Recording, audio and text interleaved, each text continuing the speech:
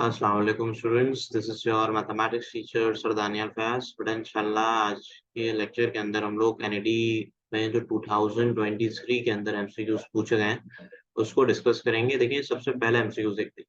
देखिए सबसे पहला एमसीक्यूज आपसे ये कह रहा है कि 12x plus 18y is equal to 468।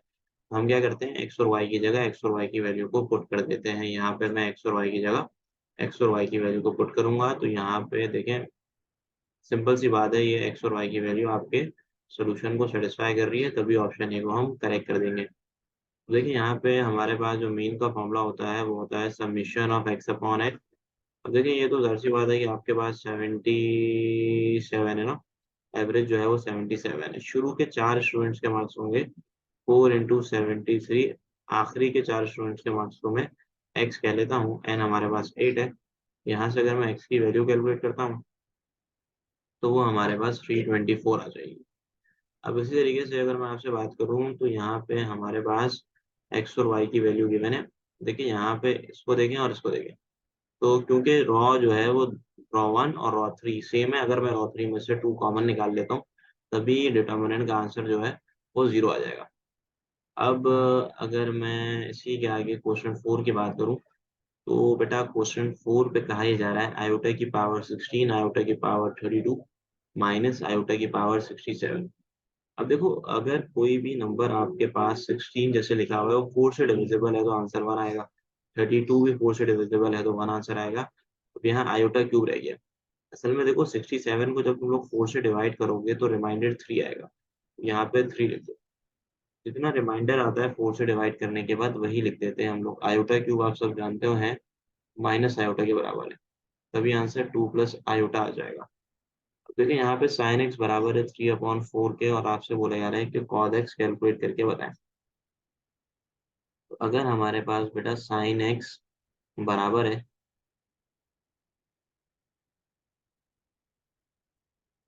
3/4 के और हमें कॉद एक्स की वैल्यू कैलकुलेट करनी है तो वो कैसे कर सकते हैं। देखिए कॉद एक्स के लिए आपने करना ये है कि साइन एक्स 3/4 के इक्वल है, यानी कि 9/16 के इक्वल है। तो कॉद एक्स आपका किसके बराबर हो जाएगा, बेस अपॉन हाइपोटेन्यूज। हाइपोटेन्यूज तो फोर फोर ही रहेगा। अब 3 का स्क्वायर 9 होता है, 4 का स्क्वायर 16 होता है। 16 में से 9 को हम माइनस करेंगे तो आंसर आपके पास 7 आ जाएगा, यानी कि cos x की वैल्यू √7/4 आ जाएगी। अब क्वेश्चन नंबर 6 के अंदर ये कहा जा रहा है कि हमारे पास इंटीग्रल जो है वो 2x प्लस 5 का होल स्क्वायर है, तो इसका डेरिवेटिव होना चाहिए बराबर में, तो मल्टीप्लाई डिवाइड बाई 2 कर देंगे। ठीक है, तो डिवाइड लिखने के बाद यहाँ 1/2 बच जाएगा। इंटीग्रल इसका क्या होता है 2x प्लस 5, पावर में एक प्लस नीचे एक प्लस 3/3, 2 3 का क्या होता है 6। इसकी वजह से मैं बी में टिक कर दूंगा। देखिए क्वेश्चन नंबर 7 के अंदर क्या कह रहे हैं। क्वेश्चन नंबर 7 के अंदर कहा यह जा रहा है कि अगर हमारा x साइन थीटा के बराबर है, y cos थीटा के बराबर है, तो dy dx इसके इक्वल है। तो अगर मुझे dy dx को कैलकुलेट करना है तो सिंपल सी बात यह है कि dy dx बराबर हो जाएगा साइन थीटा का डेरिवेटिव cos थीटा होता है, cos थीटा का डेरिवेटिव माइनस साइन थीटा होता है। खैर मैंने जो है वो यहाँ पे रिवर्स कर दिया। पहले dy dx निकालना है, तो इसका फॉर्मूला होता है dy D theta simple dx upon D theta. अब देखें आपने dy अपॉन डी थीटा निकालना है तो cos थीटा का डेरिवेटिव माइनस साइन थीटा, और साइन थीटा का डेरिवेटिव cos थीटा होता है, आंसर आ जाएगा माइनस का tan थीटा। अगर मैं इसकी बात करूं, देखो इसके अंदर ऑलरेडी सॉल्यूशन मौजूद है। आपने करना सिंपल से ये है क्वेश्चन नंबर 8 के अंदर कि आपने बेटा सिंपल सी बात ये याद रखनी है कि हम लोगों ने कंपोनेंट्स के डिटरमिनेंट को 0 के इक्वल रखा। अब कंपोनेंट यहाँ पे कौन कौन से हैं तो देख लें ध्यान से।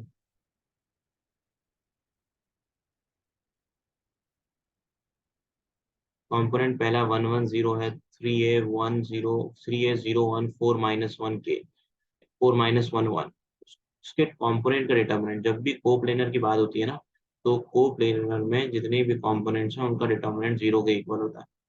अब 9 सवाल तो देखते ही पता चल रहा है कि 0 के इक्वल है। वजह क्या है कि भाई यहाँ पे देखो, यहाँ पे sine theta upon cos theta लिखा हुआ है वो tan थीटा के बराबर है। तो जब आप tan थीटा को tan थीटा से डिवाइड करिए तो आंसर हमेशा 1 आता है। अब यहाँ पे इसका सबसे आसान तरीकेकार ये है, क्वेश्चन नंबर 10 का अगर आपने सॉल्व करना है, यहाँ पे ऑप्शन में आपको बता देता हूँ। क्वेश्चन 10 के अंदर बेटा यहाँ 21 लिखा हुआ है और यहाँ पे 19 लिखा हुआ है। अब आपने क्या करना है, वो सिर्फ x की जगह 1 लिखते हैं आप लोग, ठीक है, और कैलकुलेटर में वैल्यू पुट कर दें। जब आप कैलकुलेटर में वैल्यू पुट करेंगे, इसका आंसर आ जाएगा 37/5। और आप ऑप्शन 1 में भी अगर आप x की जगह 1 रखेंगे तो कैलकुलेटर में सिंबल पुट कर दें, ये 2 है, x की जगह लिख दें 1, तो इसका आंसर भी आपके पास 37/5 ही आ रहा होगा, चेक कर लीजिएगा। इसकी वजह से मैं ऑप्शन ए को टिक करूंगा, ठीक है। अब देखें इसेंट्रिसिटी ऑफ सर्कल क्या होती है भाई, इसेंट्रिसिटी ऑफ सर्कल आप सब जानते हैं 0 के इक्वल होती है। अब क्वेश्चन नंबर 12 में दो वेक्टर्स गिवन है, पूछ रहे हैं कि ये दोनों वेक्टर्स क्या है। अगर मैं इसको सॉल्व करूं तो भाई इसका वो निकाल लो, डॉट प्रोडक्ट, 1 - 1 हो जाएगा, +2 + 1, इसका आंसर सॉरी -1 होगा, ये इसका आंसर 0 आ रहा है क्योंकि डॉट प्रोडक्ट 0 है। याद रखिएगा जब भी ए डॉट बी 0 होता है तो आपके जो वेक्टर्स होते हैं वो होते हैं परपेंडिकुलर। अब यहाँ पे हमारे पास क्वेश्चन 13 देखते हैं। बेटा क्वेश्चन नंबर 13 में आपके पास 3 मैट्रिसेस गिवन है। अगर आप पहला मैट्रिक्स देखें तो पहला मैट्रिक्स लिखा हुआ है 1 - i, 0 - 1, और यहाँ पे मौजूद है 1 i - 1 0। अब आप रॉ को कॉलम से मल्टीप्लाई करेंगे, first raw multiply with first column, first raw multiply with second column. तो फर्स्ट रो को जब फर्स्ट कॉलम से करेंगे मल्टीप्लाई तो आंसर 1 आएगा क्योंकि 0 × आयोटा 0 हो जाएगा। इसको जब आप मल्टीप्लाई करेंगे तो आंसर -1 आना है। आयोटा बेटा 0 माइनस आयोटा, 1 को -1 से करेंगे, 0 को 0 से, बेटा 1 को 1 से मल्टीप्लाई किया, 0 को आयोटा से, माइनस आयोटा को 1 से करोगे 0 हो जाएगा ये। इसी तरीके से माइनस आयोटा को -1 से करना, तो जाहिर है कि जब हम इसको सॉल्व करेंगे तो 1 × आयोटा हो जाएगा ये, एंड 1 क्या लिखा होता है यहाँ पे, -1 था ना, सही है बिल्कुल ये। हाँ, अब यहाँ पे क्या आएगा, माइनस आयोटा, यानी कि -1 लिखा हुआ है ना, तो ये हो जाएगा माइनस का आयोटा, ये माइनस का नहीं प्लस का आयोटा होगा। अब देखो यहाँ पे क्या लिखा हुआ है, आफ्टर में मल्टीप्लाई करना है, 0 0 आयोटा माइनस आयोटा। अब क्योंकि रॉ जब 0 से मल्टीप्लाई होती है तो यहाँ पे तो 0 ही आएंगे।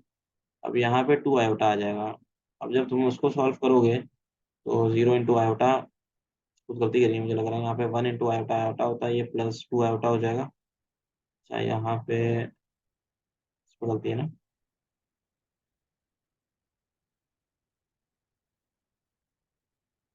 बेटा इसको चेक कर लीजिएगा, ये -2 आयोटा है, सही है। अब -2 आयोटा को करोगे मल्टीप्लाई तो -2 iota × iota iota -2 iota square, तो ये 3 आयोटा आ जाएगा, सही है। तो ये आपका आंसर आ जाएगा ऑप्शन ए।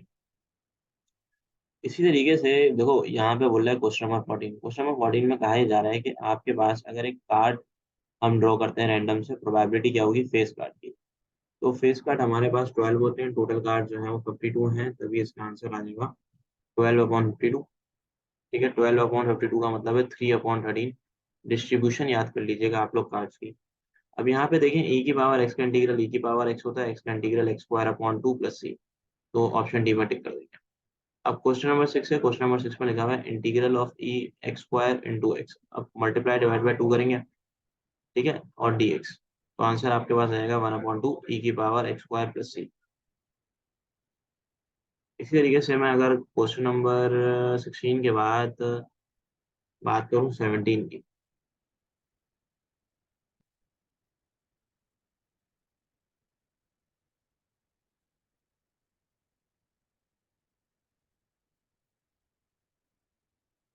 बेटा 17 में क्या लिखा हुआ है, 1 × 2 की पावर 3, एंड यहाँ पे b × 2 की पावर 3, यानी कि 2 3 6 और 5 आ जाएगा, सही है।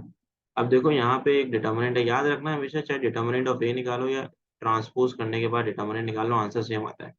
अब मैट्रिक्स बी जो है वो बराबर है आपके ट्रांसपोज ऑफ बी के, तो यहाँ पे मैं मैट्रिक्स बी को लिख सकता हूँ कि वो डिटर्मिनेंट ऑफ ए के इक्वल है, क्योंकि अगर एक मैट्रिक्स का डिटर्मिनेंट निकाला जाए और उसका ट्रांसपोज करने के बाद भी डिटर्मिनेंट निकाला जाए तो आंसर हमेशा सेम आता है। अगर आप 19 देखें, 19 पे बोल रहा है 2x/x² + 1 dx। अब बेटा आपने देखना ये है कि यहाँ लिखा हुआ है 2x और यहाँ लिखा हुआ है x² + 1, तो जब भी आपके पास आप इसको इंटीग्रेट करेंगे तो जवाब आ जाएगा ln x स्क्वायर प्लस 1। ठीक है, अब इसे के 1/1 प्लस टेन स्क्वायर एक्स, तो ये हो जाएगा सेक स्क्वायर एक्स, और 1/सेक स्क्वायर एक्स बराबर होता है कॉस स्क्वायर एक्स के। अब बेटा अगर मैं क्वेश्चन नंबर 21 की बात करूं, sine theta minus sine theta cos theta minus cos theta. अब याद रखिएगा कि साइन थीटा से minus sine theta cancel out हो जाएगा, यहाँ पे जवाब आ जाएगा 2 cos theta. Question number 22, question number 22 बोल रहे हैं there are 83 people in then 51 kick boxing कर रहे हैं। देखिए यहाँ पे आपने सिंपल बात ये करनी है, number of elements in kick boxing and yoga is equal to number of elements in kick boxing plus number of elements in yoga minus number of element जो कि दोनों काम कर रहे हैं। सही है। अब देखिए किक बॉक्सिंग 51 है, 25 है, जो दोनों कर रहे हैं वो 11 है। इसको सॉल्व करेंगे 65 आंसर आएगा। अब आपके पास 83 में से आपने 65 को माइनस कर देना है। ठीक है, तो आंसर आपके पास 18 आ जाएगा, यानी कि 18 ऐसे होंगे जो दोनों काम नहीं कर रहे हैं, ना ही वो योगा का हिस्सा है, ना ही वो जिम जा रहे हैं। अब यहाँ पे 23 है, 23 पे बोल रहा है the length of latus rectum y square is equal to 4x। बच्चों देखो, लेंथ ऑफ लेटेस्ट रेक्टम होता है मोड ऑफ 4 है, यहाँ मोड है, याद रखिएगा। अब यहाँ पे the equation of line passing through, देखो पॉइंट गिवन है, पॉइंट को ले आगे अगर मैं ऑप्शन ए में पुट करता हूँ 97 माइनस माइनस 4 माइनस 67, तो 67 माइनस 67 जो है वो 0 के इक्वल हो जाएगा, तो ये सेटिस्फाई कर रहा है। इसी तरीके से आपके पास क्वेश्चन नंबर 25 है। क्वेश्चन नंबर 25 में बोल रहा है which of the following is correct partial fraction. अब देखिए यहाँ पे लिखा हुआ है 1/x³ माइनस 1 ना, x³ माइनस 1³ लिख देते हैं। अब ये बराबर हो जाएगा 1/x-1 into x square plus x plus 1। अब ये बराबर हो जाएगा a/x-1 plus bx plus c upon पे x square plus x plus 1। ठीक है, असल में पहला फैक्टर जो था वो केस 1 का था लीनियर फैक्टर, और दूसरा केस 3 इररेड्यूसिबल क्वाड्रेटिक फैक्टर। अगर मैं 26 की बात करूं, देखिए द फोकाई ऑफ एलिप्स। अब बेटा फोकाई ऑफ एलिप्स के अंदर आप ए स्क्वायर, यहाँ पे आपके पास 4 आ जाएगा, बी स्क्वायर 3 आ जाएगा, सी स्क्वायर जो है वो बराबर होता है a square minus B square, यानी कि 4 माइनस 3 विच इज इक्वल टू 1। ठीक है, तभी इसका आंसर फोकस का होता है प्लस माइनस सी कॉमा 0, यानी कि प्लस माइनस 1 कॉमा 0। अगर मैं बात करूँ क्वेश्चन नंबर 27 की, 27 में बोल रहा हूँ f of x is equal to x की power x, then f dash x किसके इक्वल है। तो देखिए, आप हमेशा ही याद रखिएगा d over d x, f of x की पावर जी ऑफ एक्स बराबर हो जाएगा g of x f of x. पहले आप इसको, सॉरी इसको बता देते हैं, डी ओवर डी एक्स का शॉर्ट ट्रिक बता रहा हूँ मैं आपको। एफ ऑफ एक्स की पावर अगर जी ऑफ एक्स हो, तो एफ ऑफ एक्स की पावर जी ऑफ एक्स को हम ऐसे लिखते हैं।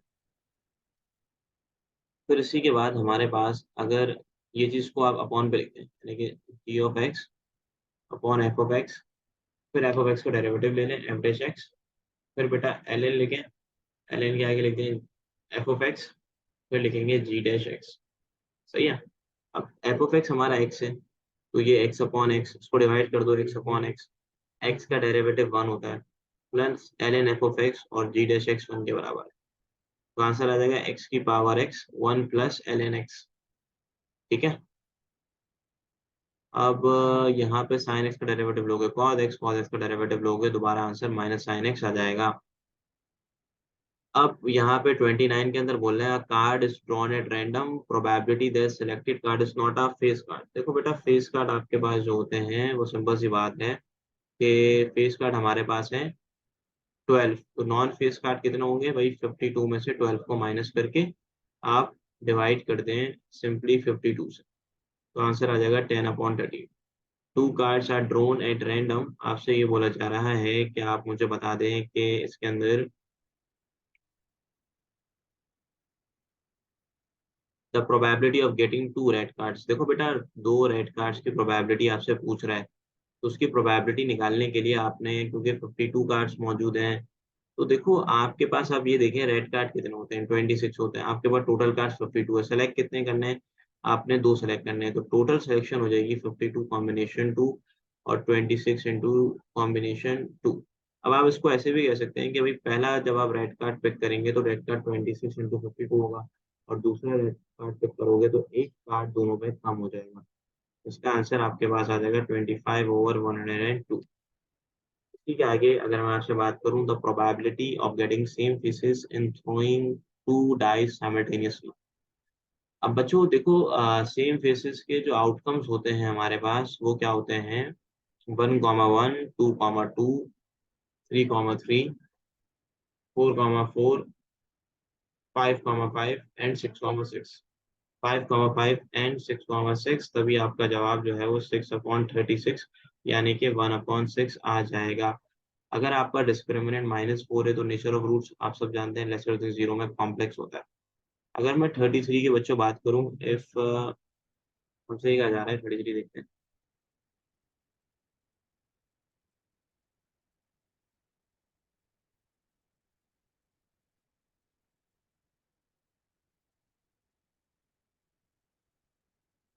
बेटा 33 के अंदर ये कहा जा रहा है, अगर रो एंड कॉलम मैट्रिक्स के जीरो होंगे तो डिटर्मिनेंट क्या होगा, हमेशा याद रखना जीरो होगा। An insect completes one rotation in 12 second, how many degrees does it run in 2 second. बहुत ही आसान सा सवाल है भाई। 12 सेकंड में एक रोटेशन का मतलब होगा जो एंगल बन रहा है वो 360 डिग्री है। अब आपके पास 2 सेकंड में एंगल कितना बन रहा होगा उसको मैं एक्स कह लूंगा। अब आप उसको मल्टीप्लाई करते हैं, 12x × 360 × 2, एक्स का जवाब आ जाएगा 360 × 2 डिवाइडेड बाई 12, यानी कि 60 डिग्री। अब 60 डिग्री आपके पास आंसर आ जाएगा।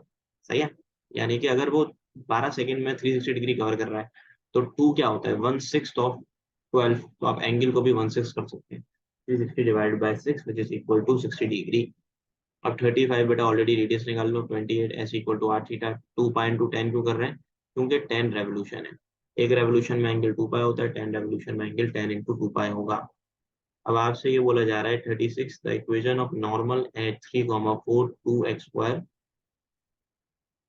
Plus y² is equal to 25।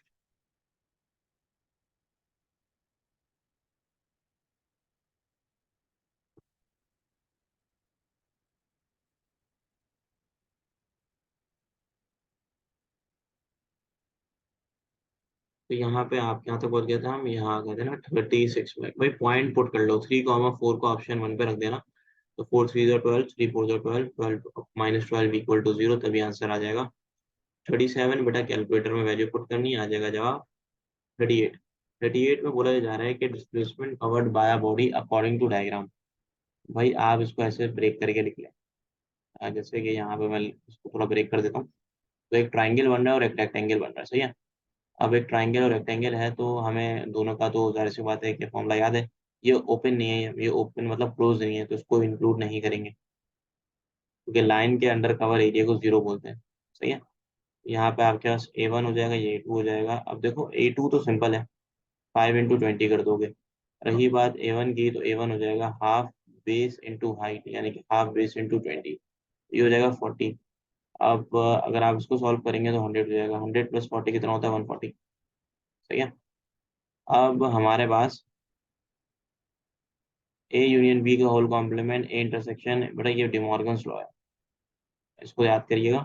De Morgan's law दो तरीके से होते हैं, एक होता है ए यूनियन बी का होल कॉम्प्लीमेंट जो बराबर है A complement intersection B complement, और ए इंटरसेक्शन बी का होल कॉम्प्लीमेंट जो बराबर है A complement union B complement.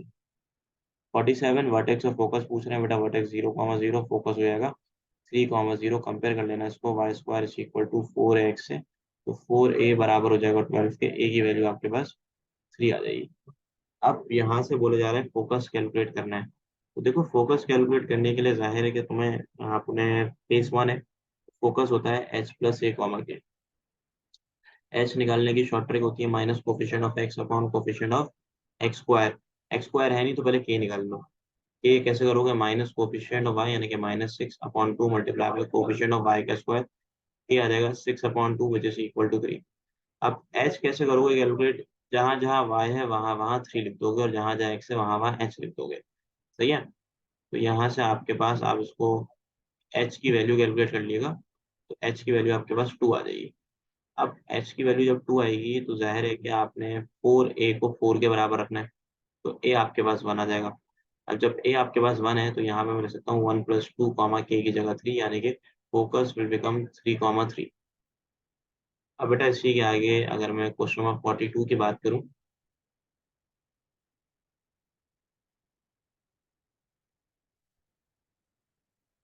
बच्चों देखो क्वेश्चन नंबर 42 पे भी आसान सा सवाल है कॉनिक्स का,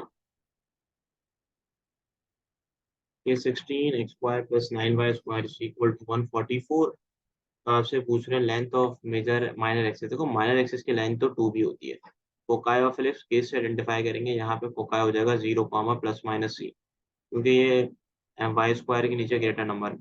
अब बी कितना है, यहाँ पे 3 है, और सी कितना है। आसान तरीका है, देखो ऐसे याद है, वो 16 - 9 कितना होता है, 7 होता है, और रूट ले लो, तो +- √7। पूरी कैलकुलेशन करने की जरूरत नहीं है, 6 और 0, +- √7 आंसर आ जाएगा।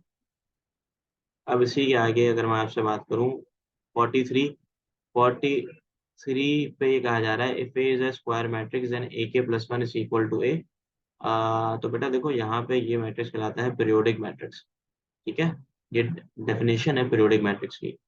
अब यहाँ पे 44 देखें, 44 में कहा ये जा रहा है side of a square is 3 centimetre, यानी कि एक साइड के स्क्वायर 3 सेंटीमीटर है, और चेंज इन इट्स एरिया पूछ रहा है आपसे अगर साइड इंक्रीज हो रही है 2 सेंटीमीटर पर मिनट के। तो देखो एरिया का फॉर्मूला होता है x², सही है। अगर मैं इसको with respect to time differentiate करूँ तो ये हो जाएगा, क्योंकि चेंज इन एरिया निकालना है विद रिस्पेक्ट टू टाइम, तो ये हो जाएगा 2x dx dt। अब x आपकी इनिशियल लेंथ है जो कि 3 है, rate of change in area आपको गिवन है 2 सेंटीमीटर पर मिनट, तो यहाँ आप 2 लिख दें, तभी आपका आंसर आ जाएगा 12 सेंटीमीटर स्क्वायर पर मिनट। ठीक है। अब देखो यहाँ पे tan 2x, बेटा बड़ा आसान सा फॉर्मूला है, ln sin sec 2x/2 answer है। डेरिवेटिव जो है ln का वो क्या करेगा, tan का डिवाइड करेगा अगर एंगल कंपाउंड होता है तो। सही है। अब बेटा इसके आगे सुनो। अब देखिए 44 के बाद आपके पास जो है वो 45 है।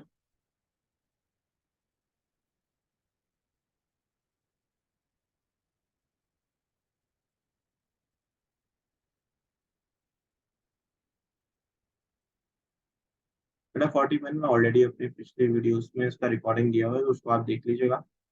47 के भी मैंने प्रोवाइड किया हुआ है पहले ही, ये 2021 का MCQs है। आप देखें, आप पिछले लेक्चर्स में आपको मिल जाएगा 21 के लेक्चर पे।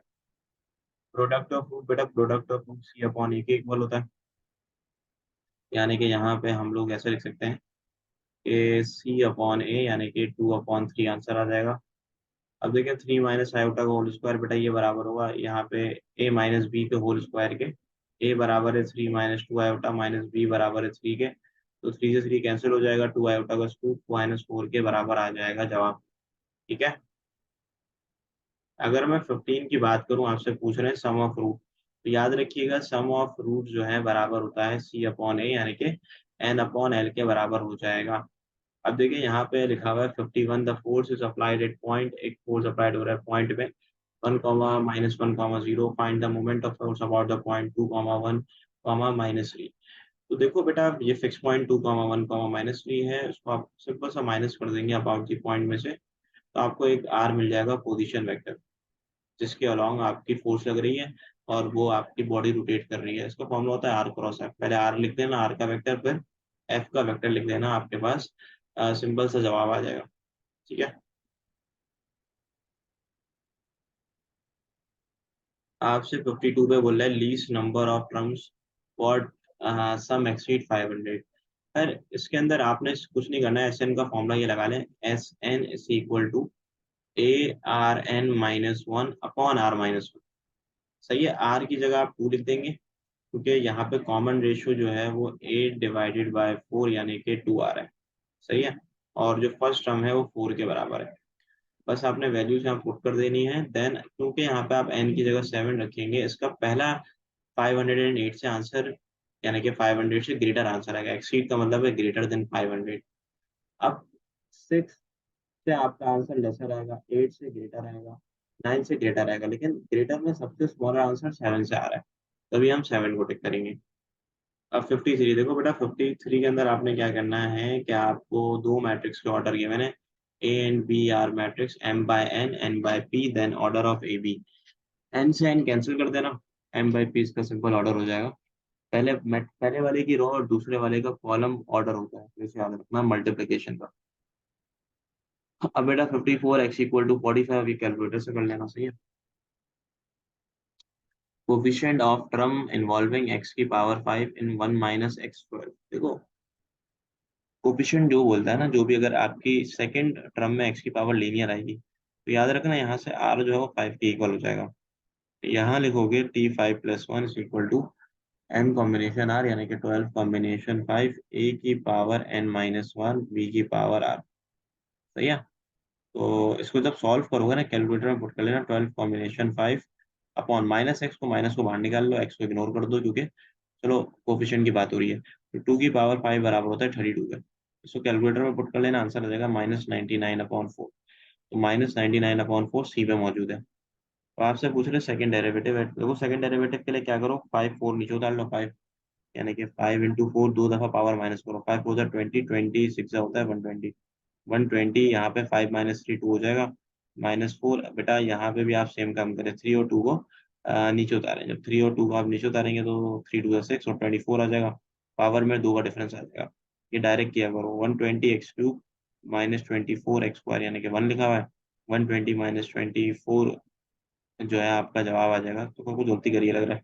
4 3 12, 12 2 24 सही है। तो यहाँ पे हमारे पास 120 आ रहा है। 6 5 30, 34 120, ठीक है। x इक्वल टू 1 के लिए पूछ रहा है ना वो आपसे। अच्छा यहाँ गलती करी है मैंने, 4 4 16, 16 इज 48, यहाँ 48 आएगा। 120 में से आप 48 को माइनस कर दें, 72 जो आंसर। इसी के आगे आपके पास 57 है। 57 में बोल रहा है एफ ऑफ एक्स अगर स्क्वायर रूट टू एक्स के बराबर है तो एफ डैश एक्स इसके इक्वल है। आपने क्या करना है, आपने सिंपल सा काम ये करना है कि भाई एफ डैश एक्स आपसे पूछ रहा है, तो आपने स्क्वायर रूट टू है, स्क्वायर रूट टू को वैसे ही लिख दें। 1/√x का डेरिवेटिव होता है 1/2√x। अब ये स्क्वायर रूट टू से टू कैंसिल हो जाएगा, तो ये हो जाएगा 1/, दोनों पे स्क्वायर रूट आ जाएगा। अब देखो यहाँ पे बोलना है इन द एक्सपेंशन, जो कि एक्सपेंशन आपको गिवन है, आपने क्या करना है कि कोफिशिएंट ऑफ एक्स की पावर 3। देखो कोफिशिएंट ऑफ एक्स की पावर 3 ऑलरेडी यहाँ पे कैलकुलेट हुई भी है। भाई जो बोल रहा है यही आपका आर होगा, यानी कि जो कोफिशिएंट है वही आर होता है अगर सेकंड टर्म में एक्स की पावर 1 आर होगी। वैल्यूज पुट कर देना जनरल टर्म के फॉर्मूले में, यानी कि सिंपल लिख देना n कॉम्बिनेशन आर ए की power n minus R B की पावर आर। ए 3 है, बी एक्स है, बस सॉल्व कर लो। क्वाड्रेटिक इक्वेशन विद रूट्स, बेटा इसको कैलकुलेटर से कर सकते हो। सिंपल कैलकुलेटर से इक्वेशन के रूट्स निकाल लो, या रूट्स को ले जाके, जैसे कि मैं पहले ऑप्शन में अगर 4 पुट करता हूँ तो ये वेरीफाई हो जाएगा। क्या वेरीफाई हो जाएगा?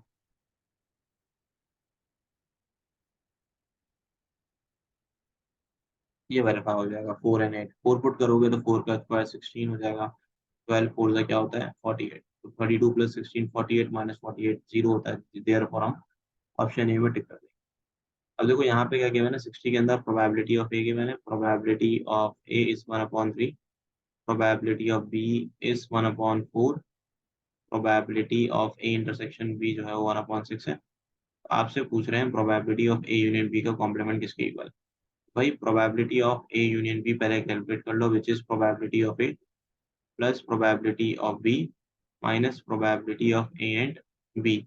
अब देखो प्रोबेबिलिटी ऑफ ए जो है वो 1/3 के इक्वल है, प्रोबेबिलिटी ऑफ बी जो है 1/4 minus probability of B which is 1/6। अब तुम लोग इसको सॉल्व कर लो। सॉल्व करोगे तो जाहिर सी बात है, यहाँ तुम लोग 3 से मल्टीप्लाई करोगे, यहाँ से 3 से करोगे, 6 और 4 और 3 एलसीएम 12 आएगा। तो 3 4 जा 4 3 जा 7, 6/12 हो जाएगा ना। Sorry 5 plus 3 8 8 minus 1 7/12। अब probability of A union B का होल कॉम्प्लीमेंट पूछ रहे हैं, और यहाँ मैं 2 लिखूंगा। जब मैं 2 लिखूंगा 4 प्लस 3 5/12 आएगा। 5/12 के बाद ए यूनियन बी का आंसर है। तो अगर आपसे पूछ रहा है probability of A union B का होल कॉम्प्लीमेंट, तो वो बराबर होगा 1 minus probability of A union B. तो 1 माइनस 5/12 कर लेना, तो आंसर आ जाएगा 7/12।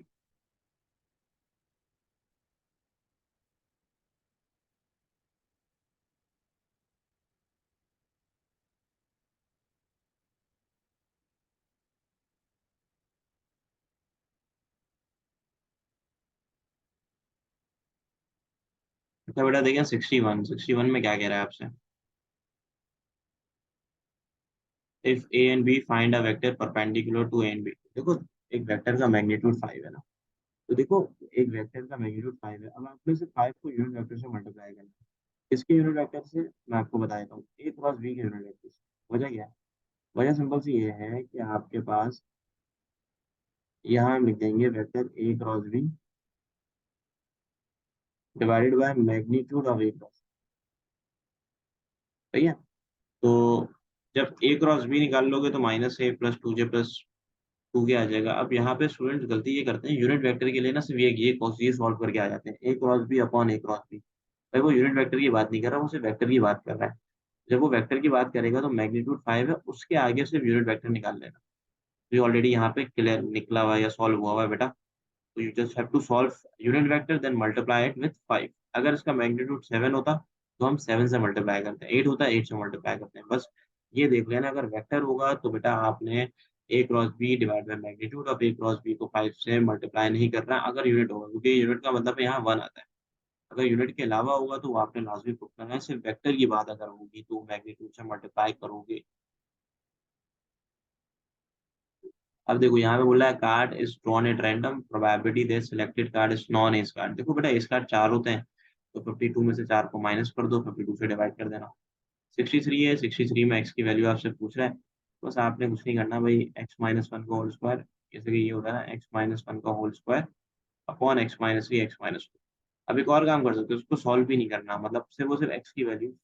असल में आप लोग को याद होगा कि अगर ये ए है, ये बी है, ये सी है, तो बी स्क्वायर ए सी के बराबर होता है।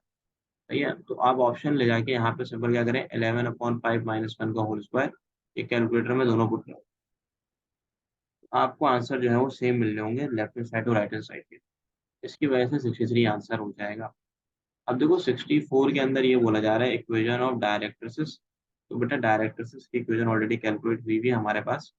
आप पहले ई निकाल लें, E is one minus B square upon A square. ये का रिलेशन में लिख देता हूँ तो आपको आप देखिए यहाँ पे ए स्क्वायर जो है वो 4 है, बी स्क्वायर 3 है। सिंप्लिसिटी का फॉर्मूला होता है plus minus A upon E, और ई निकालने का फॉर्मूला है one minus B square upon A square. Already calculate हुआ हुआ है, देख लें आप लोग। अब 65, बेटा 65 पे बोल रहा है कि फाइंड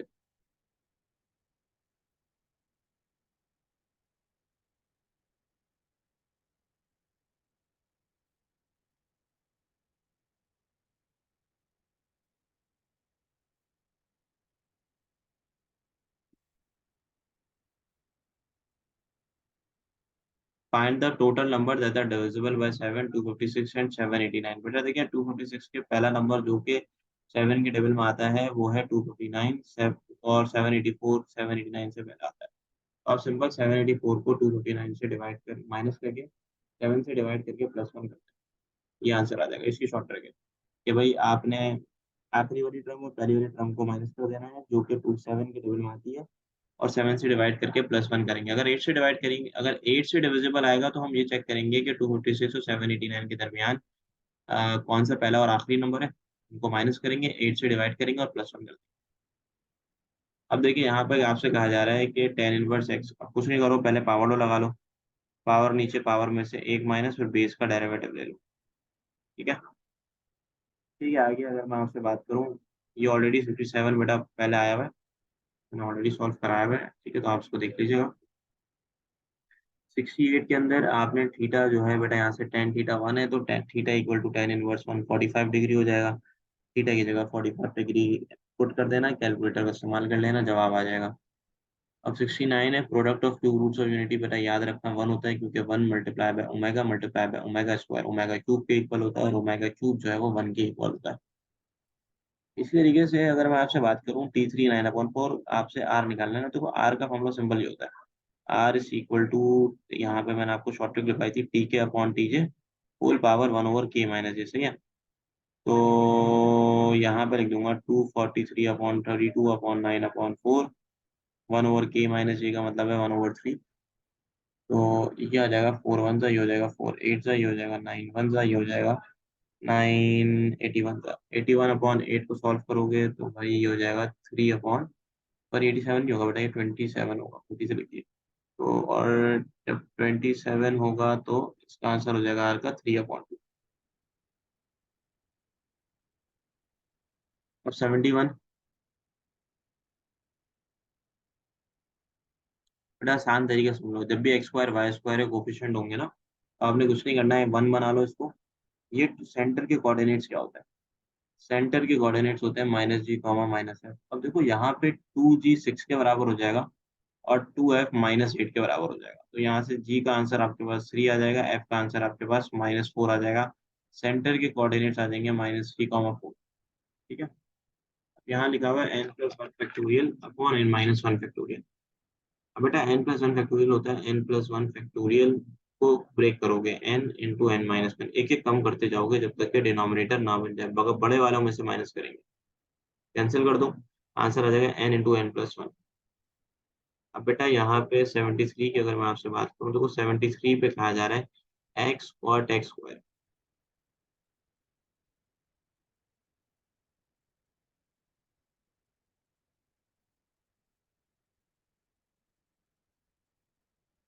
फॉर्मूला है सिंपल सा बेटा, लिख लीजिएगा, सामने डेरिवेटिव है, इसकी वजह से ln sin x square upon 2 answer आएगा। 74 74 पे कहा जा रहा है y equal to ax and dy dx इसके बराबर है। इसके अंदर हम क्या करेंगे देखिए, इसके अंदर याद रखना भाई, अगर आपके पास y equal to a f of x लिखा हुआ है, तो dy dx जो है वो बराबर हो जाएगा, याद रखिएगा, a f of x dot ln a और उसी के आगे f डैश x, सही है। तो अगर मैं a की पावर x को डिफरेंशिएट करता हूँ तो वो a की पावर x आ जाएगा, फिर ln a और x का डेरिवेटिव 1 है, लिखने की जरूरत नहीं है, तभी आंसर होगा x, a की power x into ln a की पावर x। अब बेटा a minus B, A cross B, ये किसके इक्वल है? यहाँ पे a minus B into A plus B लिखा हुआ है ना, तो देखो सिंपल मल्टीप्लाई कर लो पहले इसको, यहाँ पे इसको देख लो, ये सिंपल मल्टीप्लाई हो गया, देख लो, सही है। अब सिंपल मल्टीप्लिकेशन के बाद क्या करना है आपने कि यहाँ पे ये जो सेम वेक्टर वाले हैं ना, सेम वेक्टर का मतलब है ये वाले, ए क्रॉस ए हो गए, ए क्रॉस है और बी क्रॉस बी, ये दोनों जीरो के इक्वल हो जाएंगे। सेम वेक्टर का क्रॉस प्रोडक्ट हमेशा याद रखना जीरो के इक्वल, सही है। अब देखो यहाँ पे लिखा हुआ है ए क्रॉस माइनस बी क्रॉस है। अब देखो माइनस बी क्रॉस है को जब तुम आगे पीछे करोगे ना, कम्यूटेटिव प्रॉपर्टी होल्ड नहीं करता आपका डॉट क्रॉस प्रोडक्ट। जब भी आप उसका ऑर्डर चेंज करते हैं, A cross B, B cross A को ए क्रॉस बी बनाते हैं, तो वो माइनस की जगह प्लस आ जाएगा। अब इनके कोफिशिएंट को ऐड कर दो, जवाब आ जाएगा 2a क्रॉस बी। बेटा आपसे पूछ रहे हैं find the angle between the vectors.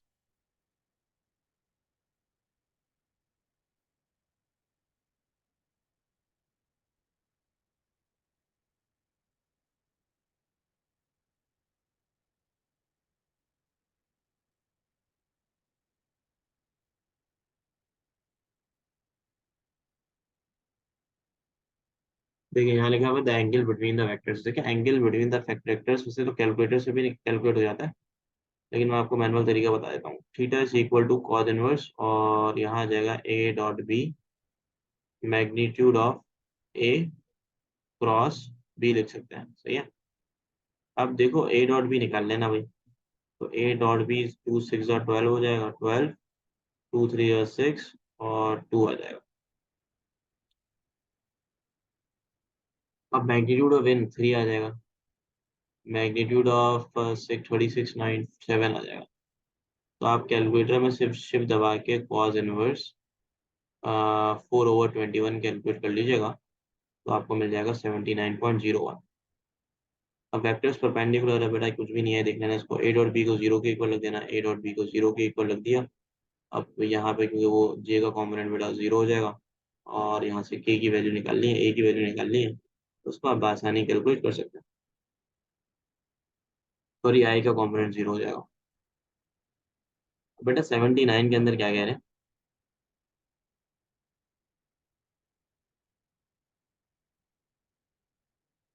For the equation x square minus k x plus k square equal to zero, sum of root minus B upon A, यानी कि माइनस के की sign change के हो जाएगा K upon one, one answer आ जाएगा। अब 80 सुनो। 80 में बोल रहा है the total arrangement of word that can be form by using all of the letter of the word rearrange.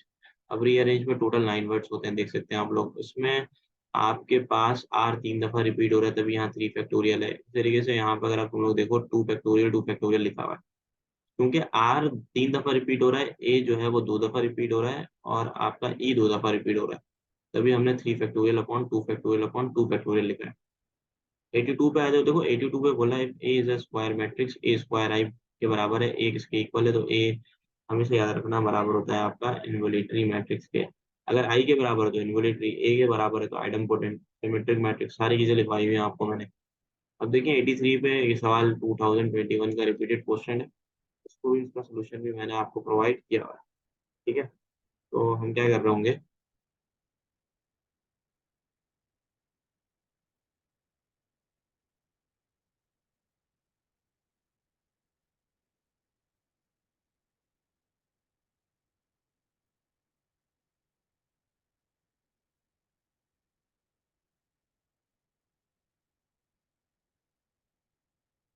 देखिए बहुत सिंपल है, देखिए 1 + cos है और 1 - cos है। 1 + cos की जगह आप लिख सकते हैं 2 cos² a/2, और यहाँ लिख सकते हैं आइडेंटिटी है 2 sin² a/2, ठीक है,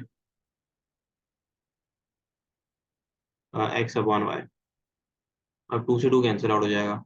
अब बेटा इसको लिख दोगे cot a/2 बराबर हो जाएगा x/y के।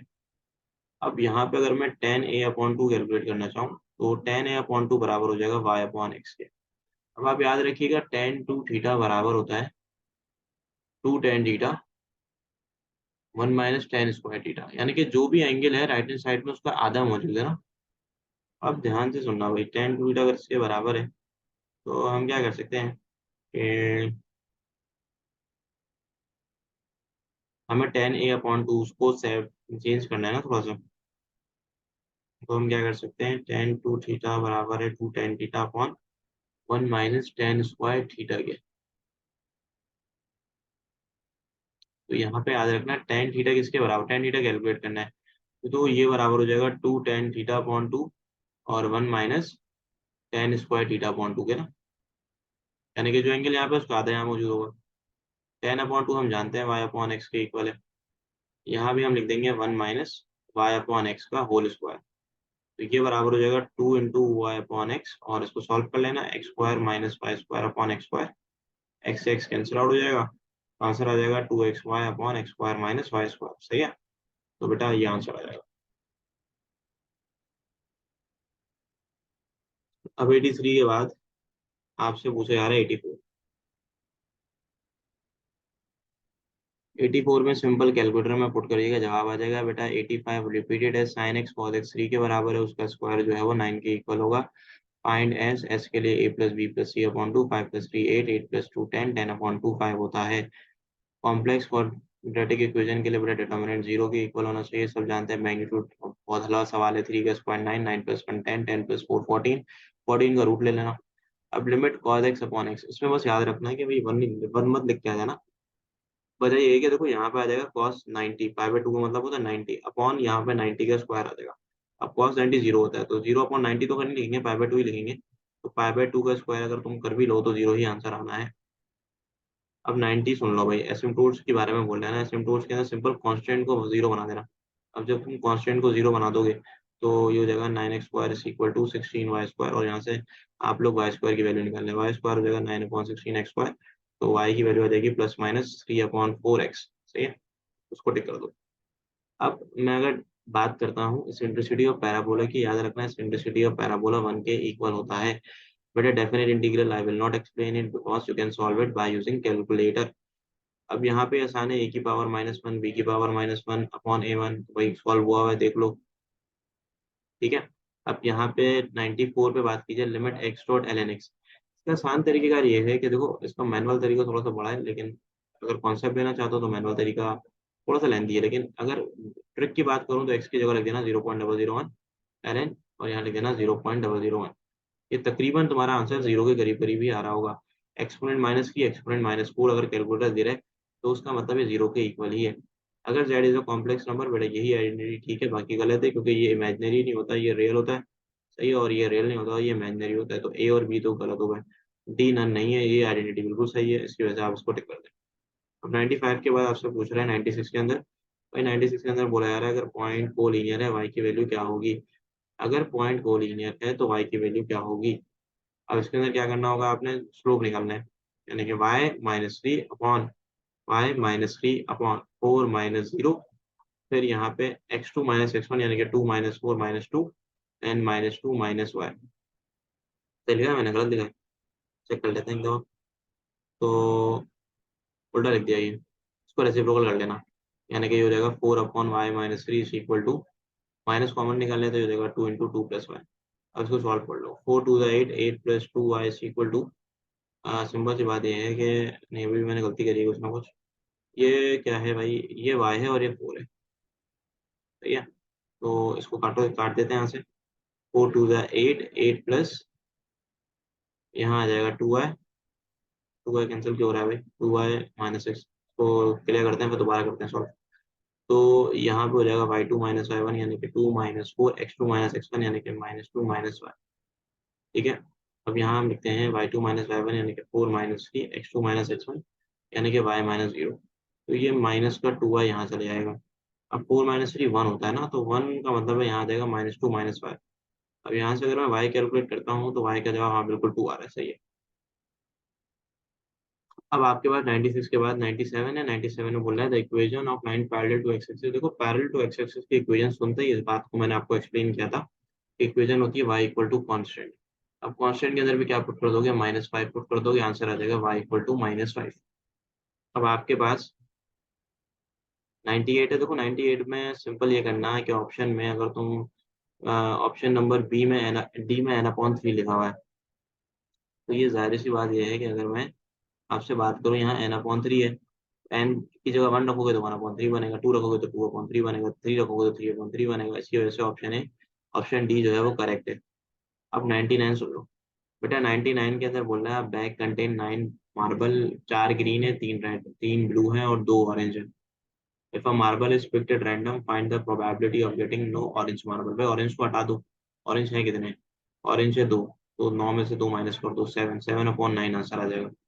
100 में बोल रहा है limit X tends to infinity x² + x-2/x³ - 1। अब क्योंकि डिनोमिनेटर की पावर जब भी ज्यादा हो, इन्फिनिटी का सवाल होता है, जब भी डिनोमिनेटर की पावर ज्यादा हो तो हमेशा याद रखना आंसर 0 होता है। अगर न्यूमेरेटर की पावर ज्यादा हो और डिनोमिनेटर से हाईएस्ट पावर x की, तो आंसर इन्फिनिटी हो, तो अगर बराबर होते हैं तो हाईएस्ट पावर कोफिशिएंट आंसर आता है। 101 पे बोला है पुरानी इंटीजर के the value of WN 3k। देखो n अगर 3k के इक्वल है तो याद रखना ओमेगा की पावर 3 का मल्टीपल हमेशा 1 के इक्वल होगा। 102 का आंसर हमेशा आपके पास कैलकुलेटर सॉल्व हो जाएगा। 103/2021 का रिपीटेड क्वेश्चन है, करा चुका हूँ। यहाँ पे लिखा हुआ है m/x इंफिनिटी। यहाँ पे क्या लिखा हुआ है ये अगर देखा जाए, 104 है ना, बड़ा मिसिंग लग रहा है कुछ इसके अंदर।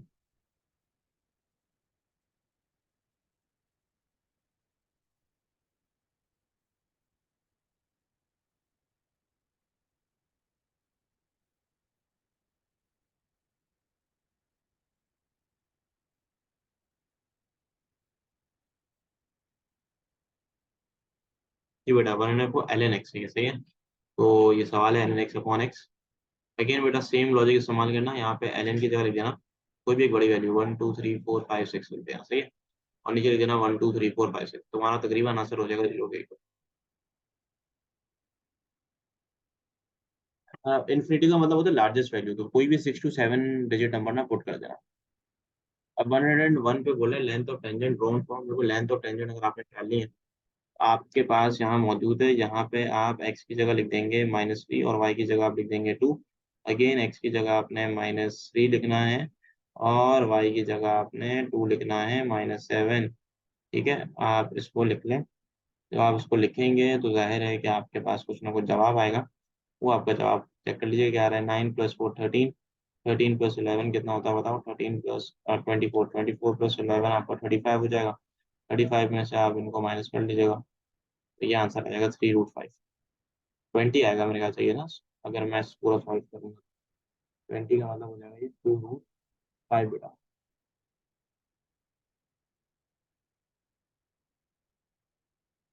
बेटा S25 कैलकुलेट करना है, इसकी शॉर्टकट बताई थी। S25 निकालना है तो 25 मल्टीप्लाई बाय मिडिल टर्म यानी कि 25 प्लस 1 T13 कर दो। अब T13 निकालने के लिए पहले कॉमन डिफरेंस निकाल लो। तो कॉमन डिफरेंस आपके पास क्या आ जाएगा, 5 - 4/22 - 4 यानी कि 18 आ जाएगा।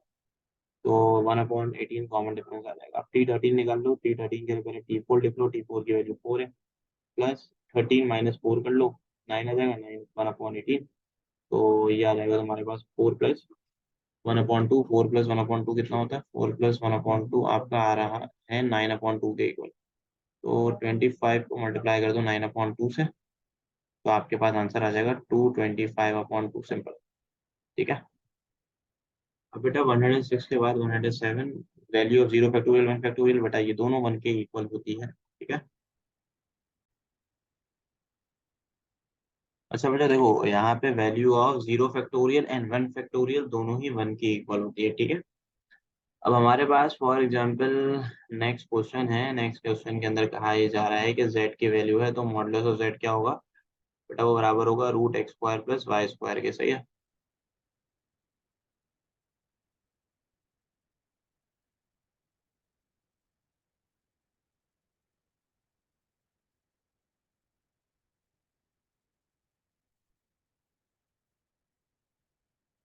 ठीक है, तो यहाँ तक आप देख लें। इसको कहाँ पे थे हम लोग, ये तो कर लिया था। डिस्टेंस है यहाँ तक में 7। अब देखो सारी डेफिनेशन हैं, जैसे कि जो 109 हो गया, 80 a के बराबर है, तो ये सिमेट्रिक हो गया, आइडम्पोटेंट हो गया, स्क्यू सिमेट्रिक हो गया, सब आपको पता होना चाहिए। डिस्टेंस बिटवीन फोकाई, अगेन बेटा डायरेक्ट्रिक्स की इक्वेशन निकालनी है। ये गलत निकला हुआ है, इक्वेशन निकली हुई है। आपने 2a ही याद रखना है कि इसके दरमियान डिस्टेंस होता है। हाइपरबोला का डिस्टेंस बिटवीन डायरेक्ट्रिक्स में भी इक्वेशन निकाली हुई है, तो ये डिस्टेंस बिटवीन डायरेक्ट्रिक्स नहीं है, this is an equation. Okay, equation of directrix.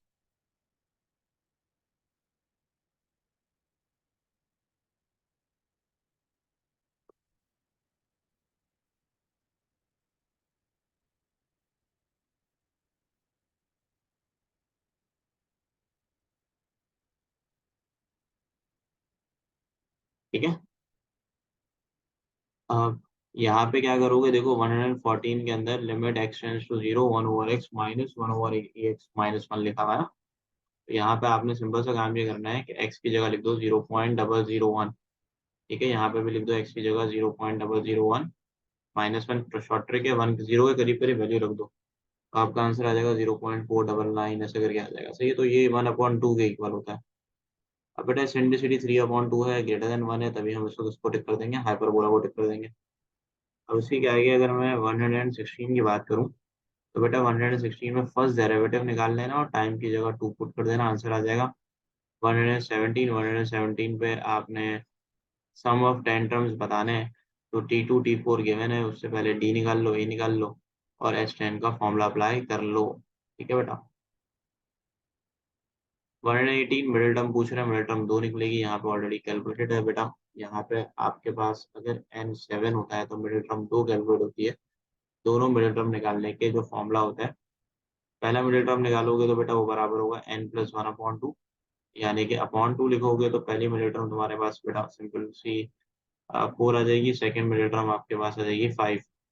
सही है, तो 4 और 5 आपकी मिडिल टर्म हो गई। अब 4 और 5 आपके मिडिल टर्म में, तो निकालने मिडिल टर्म वही Tr+1 T3+1 n combination r, यानी कि 7 कॉम्बिनेशन 3, a की पावर n-r और b की पावर बेटा r। ठीक है, 7 कॉम्बिनेशन 4 x³ इंटू x³ की पावर 4, आर 4 हो जाएगा, 1/x² की पावर 4 हम लिख देंगे, और यहाँ 3 आ जाएगा बल्कि। ठीक है, अब बस आप इसको सॉल्व कर लें, तो आपके पास दो मिडिल टर्म आ जाएगी 35x6 और 35x, क्योंकि 7 कॉम्बिनेशन 3 7 कॉम्बिनेशन 4 दोनों ही 35 के बराबर होते हैं। सही है। अगर मैं इसी के आगे आपसे बात करूं, तो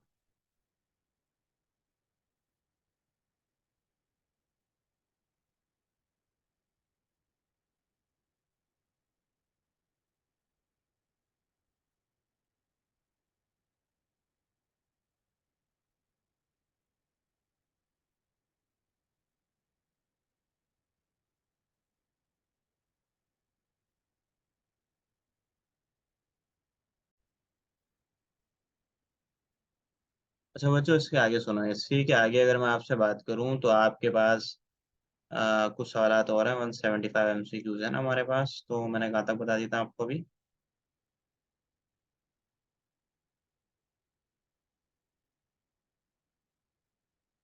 यहाँ पे थे 119 पे। इन जीपी फर्स्ट टर्म है 7। अगर आपके पास फर्स्ट टर्म भी गिवन है 7, लास्ट टर्म आपके पास 448 है, एंड आपसे सम पूछ रहे हैं कि भाई सम बता दें, सम किसके इक्वल है। तो उसको कैलकुलेट करने का तरीका कोई मुश्किल नहीं है। आपने सिंपल सा काम ये करना है, एक फॉर्मूला होता है एस एन का, और RL - A अपॉन R - 1, सही है। क्योंकि लास्ट टाइम गिवन है, एस एन की जगह लिख लो 889। आर बराबर है आपके, आर कैलकुलेट करना है ना, number of terms and common ratio, R calculate कर लो। लेंथ यानी कि जो लास्ट टर्म है वो 448 के इक्वल है, ए 7 है। और यहाँ से आर की जगह जो है आप लिख दें सिंपल आर, और यहाँ पे -1 रहेगा। यहाँ से आर कैलकुलेट कर लें, आर आपका 2 आएगा, सही है। फिर लास्ट टर्म जो है, लास्ट टर्म बराबर होती है ARn - 1 के, यानी कि ARn - 1 इज इक्वल टू 448। अब आपने आर कैलकुलेट करना, आर की जगह लिख लो 2 की पावर n-1। 448 को 7 से डिवाइड कर दो, 64 आ जाएगा, सही है। और एंड देन n-2 की power n-1 is equal to 2 की पावर 6 लिख देना। तो n आपके पास 7 आ जाएगा, सही है। अब n आपके पास बेटा 7 आ गया है, तो आपने अगला काम ये करना है 120। अब 120 के अंदर अगेन रिपीटेड है, x 45 है, तो 45 डिग्री को आपने ले जाके अपने सवाल में पुट कर देना है। इंडिपेंडेंट ऑफ x की बात हो रही है, x² -2 और x²। तो देखो इंडिपेंडेंट ऑफ एक्स स्क्वायर निकालने का शॉर्ट ट्रिक होती है, R = NP/P + Q। अब देखो ये जो x² लिखा हुआ है, ये -2/x² की पावर 12 लिखी हुई है ना।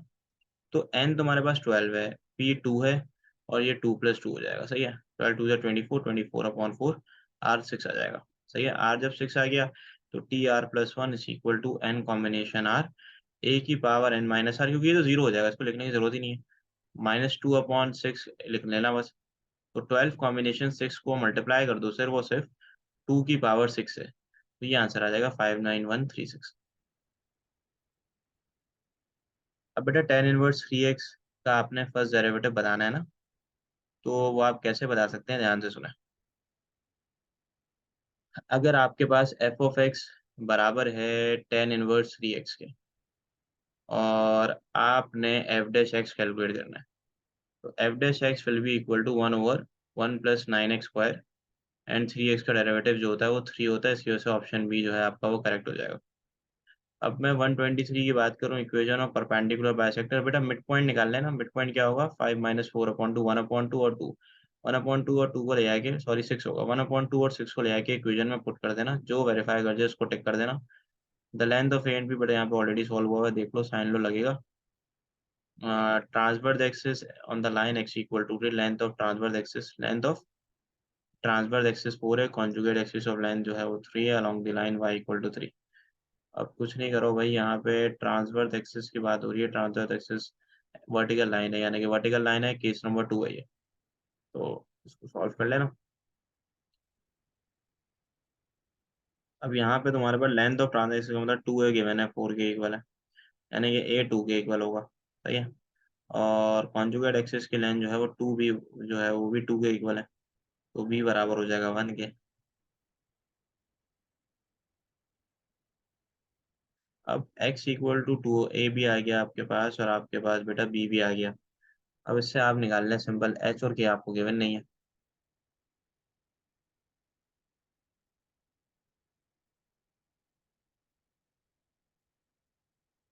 ये ऑलरेडी सॉल्व हुआ है बेटा, a और b आपके आ गए। सेंटर जो है वो आपके 2,3 है। 2,3 कैसे पता चला सेंटर, हमें हमें पता चल गया दोनों के इंटरसेक्शन पॉइंट से। क्या नाम है आपका, ट्रांसवर्स और कॉन्जुगेट के। जो लाइन गिवन है ये h और k की वैल्यू है, x h के बराबर है और y k के बराबर है। तो h तुम्हारे पास 2 आ जाएगा, y k आ जाएगा, सिर्फ वैल्यूज पुट कर देना, जवाब आ जाएगा।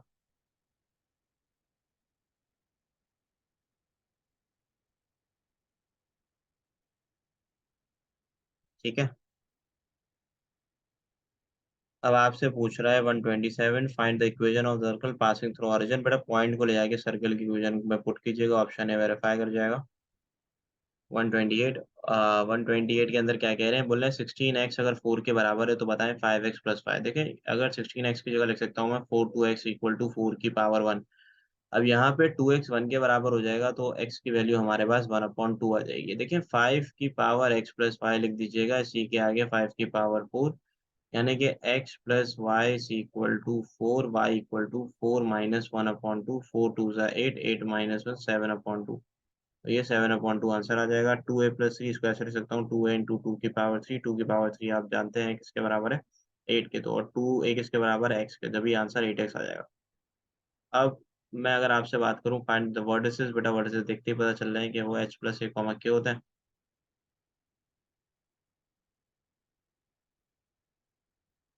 वर्टिसेस यहाँ लिखे हुए हैं h प्लस माइनस ए कॉमा के, तमाम तर चीज़ें बेटा कैलकुलेटेड है ऑलरेडी, उसको देख लेना। अब 131 में बेटा इसकी शॉर्ट ट्रिक होती है कि डायगोनल के एलिमेंट्स को मल्टीप्लाई कर दो, यानी कि 1 ओमेगा और ओमेगा स्क्वायर को आप क्या करेंगे, मल्टीप्लाई करेंगे, ओमेगा क्यूब 1 के इक्वल हो जाएगा। अब यहाँ पे कॉट एक्स और कॉट 2x है बेटा, इसको ऑलरेडी मैंने 2021 में एक्सप्लेन किया हुआ है। रेंज ऑफ कॉट एक्स याद रखिएगा -1 से लेके 1 तक होती है, साइन अल्फा अपॉन 2 आपका सिंपल सा फॉर्मूला है, s - b upon B C. 135 already बेटा एक्सप्लेन किया हुआ है आप लोग को, ठीक है। 136 के अंदर बोल रहा है radius of the circle with equation. देखो पहले क्या करोगे, जब भी सर्कल की इक्वेशन में एक्स स्क्वायर वाई स्क्वायर 1 नहीं होता तो X square Y square coefficient को आप 1 बना देंगे, 3x आ जाएगा -2/3x प्लस 2/3, ठीक है। अब रेडियस का फॉर्मूला होता है g square plus f square minus c. अब बेटा देखो यहाँ पे जी स्क्वायर का मतलब हो जाएगा, आ, इसको वो कर देना, आधा कर देना, 3 का आधा 3/2। इसी तरीके से 2/3 को पॉजिटिव भी रखना, क्योंकि स्क्वायर है तो स्क्वायर तो पॉजिटिव ही होगा। तो 2/3 बन जाएगा, 2 से 2 कैंसिल, 1/3, फिर कर दोगे -2/3, ठीक है। इसको आप पुट कर दीजिएगा, जब आप इसको पुट करेंगे तो आपके पास कैलकुलेटर में आंसर आ जाएगा, जो आंसर है वही आपका आंसर होगा। अब देखिए F dash x, f of x नीचे का वन है, उसका डेरिवेटिव ऊपर मौजूद है, आइडेंटिटी होती है ln एफ ऑफ एक्स। अब cos इनवर्स 2x का डेरिवेटिव पूछा गया है, तो -1/1 प्लस 4x स्क्वायर और 2 हो जाएगा। यहाँ पे 2 भी है क्योंकि एंगल का डेरिवेटिव अपने रिजल्ट से मल्टीप्लाई करता है।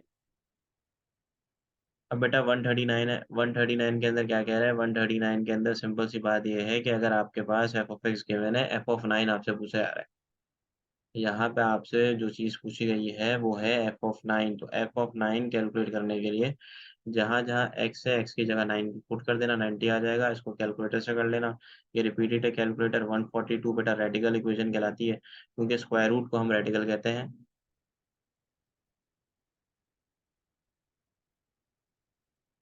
Find the equation of hyperbola if major axis is along x axis and length of transverse axis whether 2a 2b given है। इक्वेशन जो होती है आपके पास, ट्रांसवर्स एक्सिस को हमेशा ए कहते हैं, सही है, और कॉन्जुगेट को हमेशा बी कहते हैं। तो इसकी इक्वेशन होती है Y square upon A square minus X square upon B square equal to 1, बस इक्वल टू 1 आएगा और यहाँ माइनस आएगा, ठीक है। Find the vertices of hyperbola, बेटा वर्टिसेस भी ऑलरेडी कैलकुलेट हुए हैं, which is plus minus E comma 0।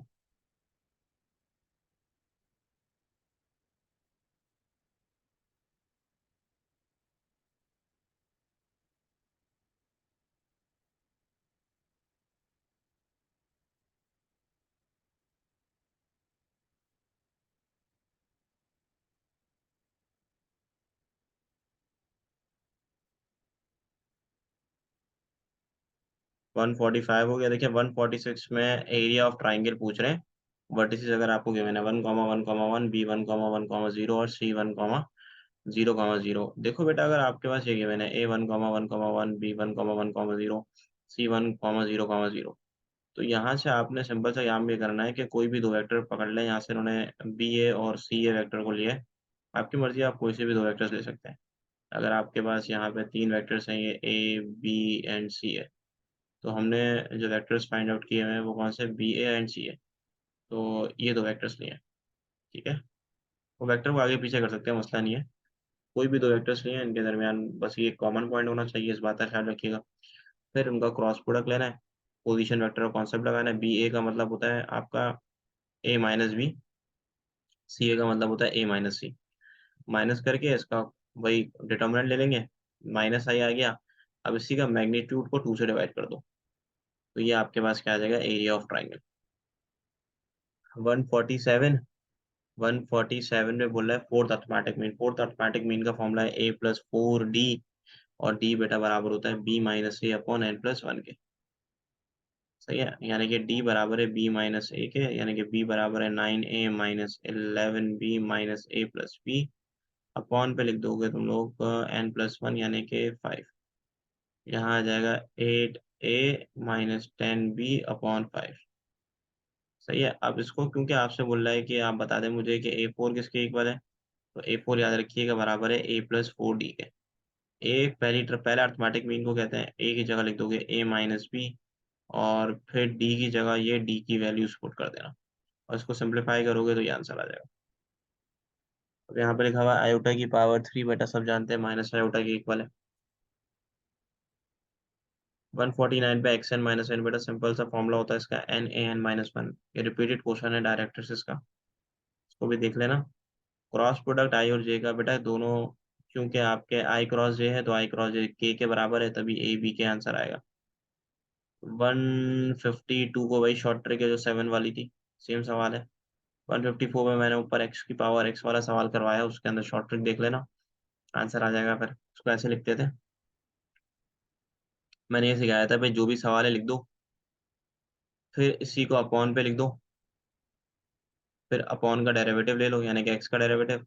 ln के साथ आप डिनोमिनेटर वाला लिख देना ln x, फिर cos x का डेरिवेटिव ले लेना -sin x। तो मैं तो इस तरीके से एक ही स्टेप के अंदर पूरा सॉल्व कर लेता हूँ शॉर्ट ट्रिक से। अब बेटा 154 के बाद 155 है, 155 में आपने कुछ भी नहीं करना, ऑप्शन में पुट कर देना है। बेटा 156 है। अब बेटा लास्ट के कुछ सवालात हैं जो ऑलरेडी रिपीटेड है, उसको मैं स्क्रीन पर आपको शो कर देता हूँ, अलॉन्ग विद सॉल्यूशंस मौजूद है, उसको आप देख लें। जैसे कि देखिए 159 में हार्मोनिक मीन का फॉर्मूला पूछा गया है। अब 160 है, डिवाइड हो रहा है x+a से, रिमाइंडर पूछ रहे हैं, कुछ नहीं करना, देखो x की जगह -a पुट कर देना, जहां जहां x है वहां वहां -a पुट कर देना बस। ठीक है, और आंसर 0 आ जाएगा। If two unit vectors are perpendicular cross and dot product, बेटा परपेंडिकुलर में क्रॉस प्रोडक्ट 1 होता है, यूनिट वेक्टर की बात हो रही है तो यूनिट वेक्टर का मैग्नीट्यूड 1 होता है। ठीक है, तभी 1 आंसर आ रहा है क्रॉस प्रोडक्ट। अगर मैग्नीट्यूड कुछ और होता, जैसे कि 3 होता, तो 9 होता आंसर। यानी कि a क्रॉस b, अगर दो वेक्टर परपेंडिकुलर है और सेम है, तो उसका मैग्नीट्यूड बराबर होता है a² के। तो वो a का मतलब है 1 का स्क्वायर 1 होगा, डॉट प्रोडक्ट तो हमेशा 0 होगा। अब 162 रिपीटेड क्वेश्चन है, डिफरेंट फेसेस की बात हो रही है, तो सेम फेसेस 1/6 है, डिफरेंट फेसेस 5/6 हो जाएगा। 163 है, 163 भी बहुत आसान सा सवाल है, middle term required to make. देखो मिडिल टर्म निकालना कोई मुश्किल काम तो बहरहाल है नहीं। मिडिल टर्म निकालने के लिए आपने एक्स स्क्वायर लिख दिया, एक्स का स्क्वायर, और यहाँ लिख दोगे 4/5 का स्क्वायर, प्लस माइनस 2a भी लिख दोगे 2x, और यहाँ लिख दोगे 4/5। तो 2 4 8, 8/5 प्लस माइनस 8/5, बीच में 2a भी आएगा बस। 5 - 3 बेटा ये बराबर होता है 2 के। अब प्रोडक्ट ऑफ रूट बेटा c/a के बराबर है, 5/3 के बराबर हो जाएगा। सही है। अगर तमाम तर डायगोनल एलिमेंट स्क्वायर मैट्रिक्स के 1 के इक्वल है, then other are 0, then matrix is, जाहिर सी बात है बेटा यूनिट मैट्रिक्स होगा, क्योंकि डायगोनल पे 1 है तो आइडेंटिटी मैट्रिक्स होता है। ऐसी इक्वेशन को हम एक्सपोनेंशियल कहते हैं। 168 का ऑलरेडी यहाँ सोल्यूशन मौजूद है, साइन इनवर्स x/a, आंसर आ गया इसका। 169 है ब्रेकिंग इंटीग्रल, यहाँ पे f(x) गिवन है, आपसे पूछ रहे हैं कि आप मुझे ये बता दें कि देखिए ऐसे गिवन है, 3 to 1 f(x)=3। आपसे पूछ रहे हैं कि 5 × 1 to 3 f(x) का आंसर क्या है, तो सिंपल 5 को 3 से मल्टीप्लाई कर दीजिएगा।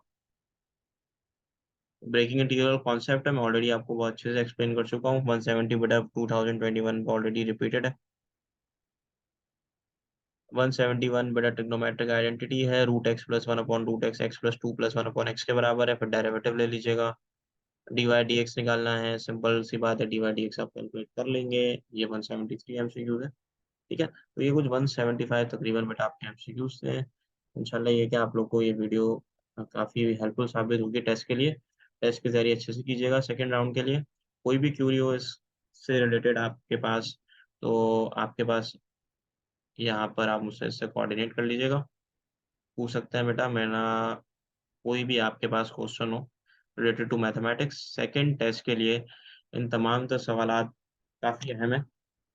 और फिर ये है कि आप लोग लाज़मी जो है क्वेश्चंस को सॉल्व करें, कैलकुलेटर का सही इस्तेमाल करना सीखें, आइडेंटिटीज़ देखें, पैटर्न देखें, ट्रेंड देखें, कौन-कौन से एमसीक्यूज़ आ रहे हैं।